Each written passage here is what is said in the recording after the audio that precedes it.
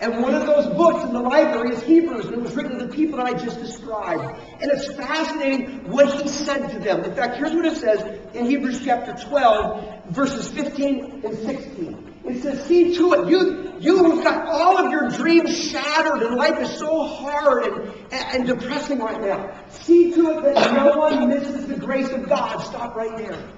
Here's the first thing we need to understand when our dreams are shattered, and that is that God pours out grace. Do you know what grace is? Grace is the undeserved favor of God whereby Jesus works in me to do for me what I cannot do for myself. Grace is something totally undeserved, but something absolutely needed that empowers me, that positions me, that causes me to be something, do something I could never do on my own.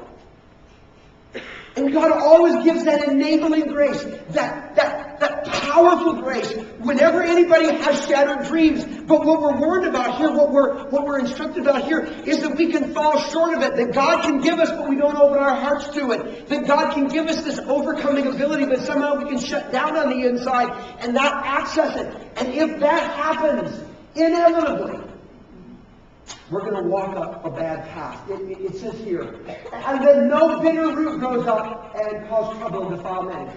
One. That no one is sexually immoral. That would be two. Or is godless like Esau, who for a single meal sold his inheritance rights as the oldest son. That's three. We're basically being told, here are three paths we can be vulnerable to when we face shattered dreams. And here there, can we walk through them one by one? And that's the next slide, please, Chris. The first one is the path of bitterness. It's the path of bitterness. Just the next clip, we'll get it there, Chris. It's another thing we didn't have time to go over while we were scrambling this morning. Then no food of bitterness springs up. You know what bitterness is?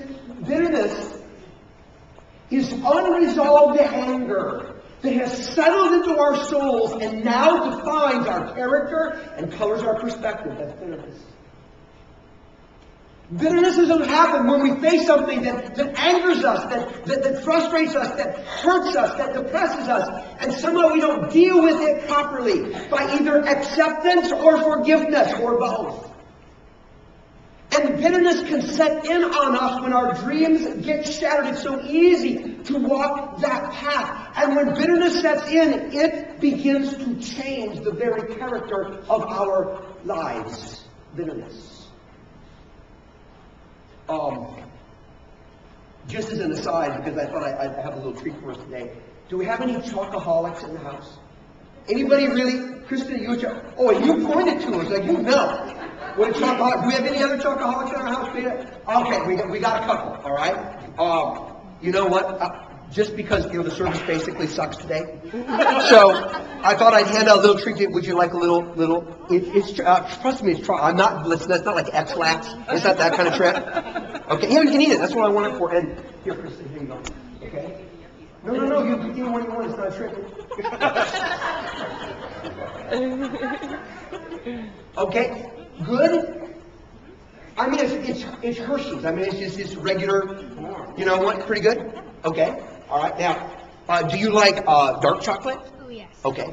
Take a big hunk of dark chocolate. Oh. Okay. Take a big hunk. Okay. Kristen, a big hunk of dark chocolate. This is the X-Lax. No, this is not the X-Lax. That's the next plate. Okay. Mickey, how'd that one taste? A little hard. A little hard? Yeah, just crunch. Okay. Yeah, not. Kristen, you have a horrible look on your face. It's not. Oh. Yeah. It What? Is now. Mm-mm. You don't like it? It's chocolate. Trust me, it's 100% pure chocolate. No good? No. I wish you could see the look on their faces right now. But you guys love chocolate. And this is chocolate. Well, okay, it is chocolate. It's just unsweetened. Yeah, definitely. Yeah, and so it's like, what word would you describe that? Chalky and bitter. Chalky, bitter. Mm-hmm. Yeah, because really, you know what makes something bitter? What makes it bitter was when the sugar is left out. And you can have something really, really good, right? Here, one of these. I really. Here, you can have it. That's the good stuff. All right. Because you know what, it's good stuff, but if you leave the sugar out, if you take the sugar out, it becomes very unappealing, very bitter. It changes it completely. Bitterness. The sweetness is drawn out of it, leaving it very unpleasant. The Bible says that it's possible for us in the face of shed dreams to become bitter. The sweetness gets sucked out of our lives, and what is left is distasteful. It changes the way we experience life in two ways. First of all, it changes us in two ways. First, it changes the way we experience life. Suddenly, when a person becomes bitter, nothing is really sweet anymore. Nothing is really satisfying. Nothing is enjoyable. It's also fleeting. It's also temporary. It's just like we're unable to truly live a life that we're happy with, that we're satisfied by, that we feel good about. It's what happens when bitterness takes root in our hearts. But it only changes the way we experience life. It changes the way other people experience us. Because when we become bitter, we become unpleasant. We become negative and critical, and we become naysayers, and we become dream killers, and we become gripers, and we're not optimistic about things, and we're always looking at the bad side and everything else, and it's like we gotta put everybody down. And the weird thing about it, bitter people never think they're bitter. Never. They always think they're realistic. Or, I just call it the way I see it. Yeah, and the way you see it is the problem. and the Bible says, go watch, be careful, because in the face of shattered dreams, it was so easy to not resolve the anger, the hurt, the frustration through acceptance or forgiveness. And because of that, you become bitter, and all of that path it's a horrible way to go through life. Another path that we can be very tempted to take is the path of sexual recklessness.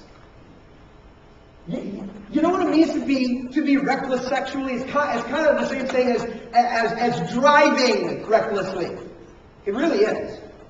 When you drive recklessly, what you do is you ignore the rules of the road, and you take a very exhilarating ride that actually endangers you and everybody else on the road. Right? Reckless driving. And what we all know about it is, it may be thrilling, but sooner or later, you will either get caught or become casualty, right? This is going to happen.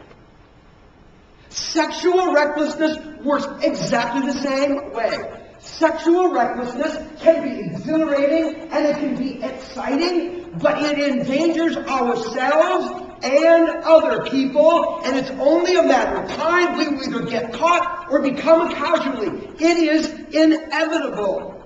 Sexual recklessness. We are behaving in a sexually reckless way whenever we express ourselves sexually with anyone other than the person we're married to. Oh, there's that confining Christianity again. Or it's actually the recipe for the greatest sex life imaginable. But whenever we express ourselves sexually outside of the context of a marital relationship, inevitably it might be exhilarating, but sooner or later you're either going to get caught or you're going to become a casualty. You're going to be really hurt and mess a bunch of things up, or utterly shamed by what has happened. And you may wonder, a connection time, why is it that facing shattered dreams would make us tempted by a path of sexual recklessness? And I think if we think about it a minute, we could kind of go, aha. I mean, what kind of message does sex send? It's like, I'm sorry, it's church, I apologize, we're talking about this. What kind of message does sex send? I mean, sex is like, I love you, I accept you, I want to be with you. Sex is like exhilarating and pleasurable and fun, and, well, not Christian sex.